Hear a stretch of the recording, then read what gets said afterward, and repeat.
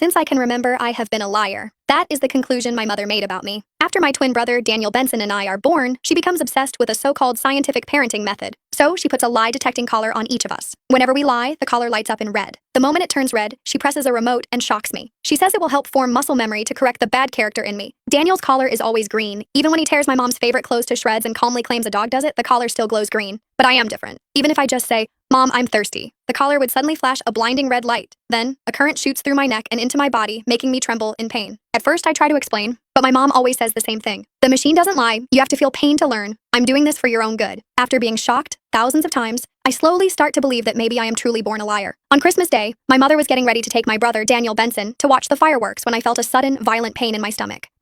I curled up on the floor, breaking out into a cold sweat. "Mom, help me. My stomach hurts." My voice was shaking, but the collar around my neck started flashing red like crazy. Mom stood over me, staring down at me without a hint of emotion. She dialed the shock up to the highest setting. "So now you're pretending to be sick just to go watch fireworks with us? How could you even think to put on such a fake show? It's revolting. You're seriously rotten to the core." She grabbed Daniel and walked off. The door slammed shut, and the bang made my ears ring. I couldn't help thinking maybe she was right. Since the collar was flashing red, that meant I couldn't really be in pain. I must just be me pretending to be pitiful and trying to get attention again. I couldn't be any more sorry, Mom. If there were a next life, I would definitely try to become a more honest person. It hurts. The pain had me trembling all over. I clawed at the floor, leaving claw marks behind. Just then, the doorknob suddenly turned. Hope flickered in my eyes. Mom came back.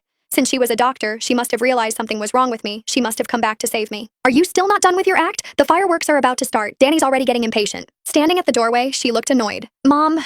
Using the last bit of strength I had left to speak, I reached a hand out toward her. "It really hurts. Feels like my intestines are being torn apart." She glanced at the wildly flashing red light on my collar before crouching beside me. Grabbing my chin, she angrily snapped, "Irene Benson, how long are you going to keep this up? Lying has become a habit for you, hasn't it? Stay here and reflect on yourself." Dad's voice came from the doorway. "Honey, hurry up. The fireworks show is about to start. Irene will be staying at home, right? Should we leave her some food?" Standing up, Mom dusted off her hands as if she'd just touched something dirty. "Why should we? She's got a pile of snacks in her cabinet that she bought with the money she stole last time. She won't starve." Turning to me, she added, "Let's lock the door. She's not allowed out until that collar turns green." Dad hesitated. But what?" Mom cut him off immediately. "Being too soft on kids just ruins them. Look at how well-behaved Danny is. His collar's always green. Someone like Irene is just born bad. She needs to be corrected." But there was nothing in my cabinet at all. Daniel was the one who took that money back then. He was the one who ate those snacks too. He had been standing right there at the time, his collar glowing a soft green as he said it wasn't him. And Mom believed him. But when I had said it wasn't me, the red light lit up instantly, followed by another shock to my neck. I watched Mom turn and walk away. Poking his head round the door, Daniel stuck his tongue out at me. "Bye, Irene. We're going to watch the super pretty fireworks now." The collar around his neck was glowing bright green. What a nice color. With a bang, the door slammed shut. The sound of the door locking was like a blow straight to my heart.